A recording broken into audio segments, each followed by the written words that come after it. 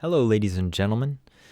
The following clip that you're about to see is from my appearance on the Way Remnant show, in which I was doing a presentation on the hidden side of the Messiah, that being the side less taught to the public. Inside of that presentation, I dropped some pearls or some golden nuggets about some of our findings from the Hebrew Matthew from Cochin, India. I am going to present that to you now. I hope you enjoy. All right, now here's our bombshell. Are you ready? Guys, here we go. All right, we're going to be looking at the English first. This is one word, changes the context. Again, remember, our Messiah does not like the scribes and the Pharisees. He's made it very clear. He's been battling them the whole time. And we have this verse in 16, verse 21. From that time, Jesus began to show to his disciples that he must go to Jerusalem and suffer many things from the elders and chief priests and scribes, and be killed and be raised the third day. So there's a little prophecy at the end, and be raised by the third day. But it says suffer. So you read that and you're like, he's probably regretting it. He's like, oh man, they're going to go make me suffer. They're going to be annoying. That's the kind of mindset you go into reading this verse. Like, Jesus is not really all that pumped because he's going to suffer and be killed. And in fact, some of the other ones we look at, it doesn't say killed, it says murder again. But what does the Cochin Matthew say? It's in 16:21. From that hour, Yeshua began to hint to his disciples that he would need to go up to Jerusalem, and here it is, and quarrel with the elders, the chief priests, and the scribes, that they would murder him, and on the third day he would rise.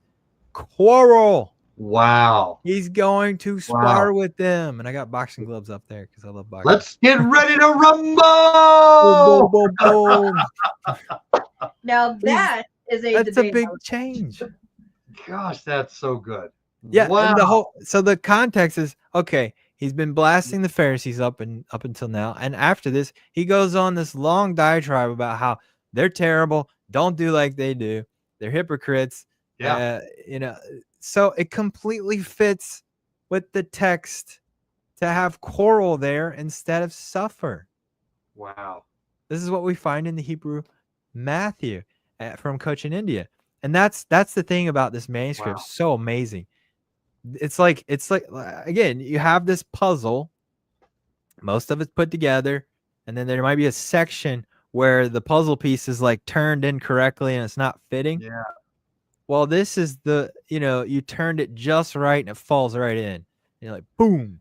Wow. It all lines up. It's perfect now. And it makes sense because our Messiah is going to quarrel with the Pharisees, which he's been doing and he's going to keep doing. He had a plan. Wow. I've got to chew on that for a while, brother. That is something. Yeah. That is you can clearly see that there's no way that the Greek would have had that. I have never even I've looked at lots of translations and lots of different codices, and looking at the Greek text. I've never seen anything even close to this. Yeah, this one's a pretty special one right here. This is one of those awesome Hebrew markers because it makes it unique to this manuscript, and we don't see it in the Greek, so that's a huge deal, which shows you like this did not come from the Greek. But what it does show you in the Greek is look at all these similarities, right?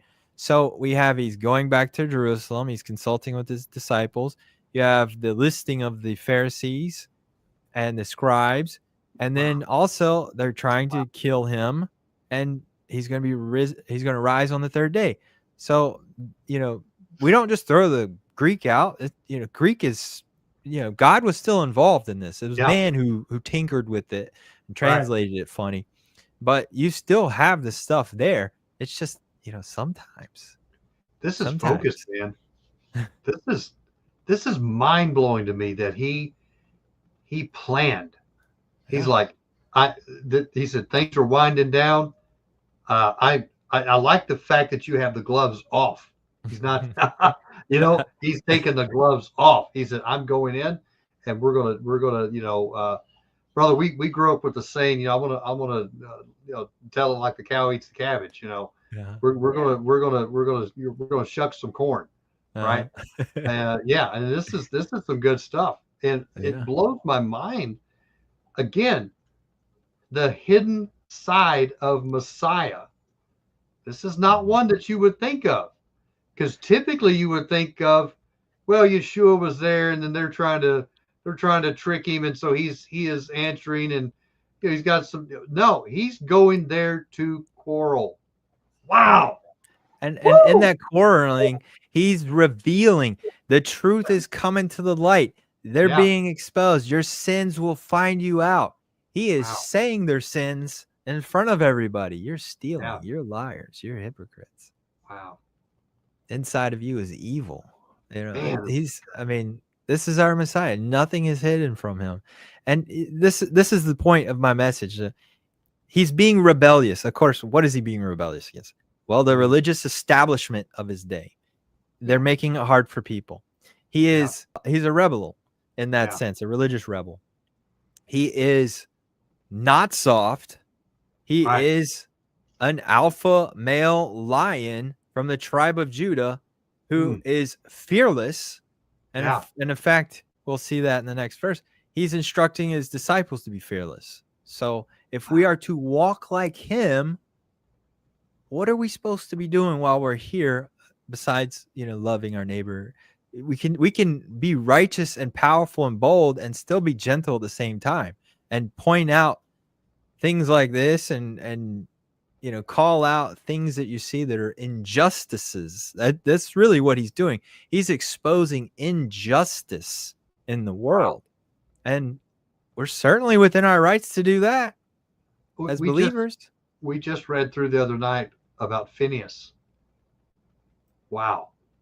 Guys, if you've never read about Phineas in the Tanakh, in the Torah, go check that out. Go read in Numbers. Look what happened when Israel had done some sin, and there's a man that was stirred up with righteous indignation, and because of what he did, I won't spoil it for you, but because of what he did, God actually stopped a plague that was destroying Israel, because God was impressed. I'm not suggesting that we go out and duplicate what Phineas did with a certain javelin, but at the same time, we need to learn from that example. And man, I'm correcting some things tonight with my heart, Brother Brian, because I'm seeing some things maybe that, as led by the Spirit, we know that Yeshua never did anything or said anything unless he heard his Father say to do it. He was always being led by the Spirit. There's a time for this, there's a time for that. But I think that we have been so out of focus in being lovey and accepting and look at the state that we're in. Look at the state that we're in. Man, this is good stuff, brother. I think a lot of Christians they'll get so bogged down on, I need to be, I need to turn away from any action back. But, Yeshua wasn't a doormat, and we're not called to be a doormat either.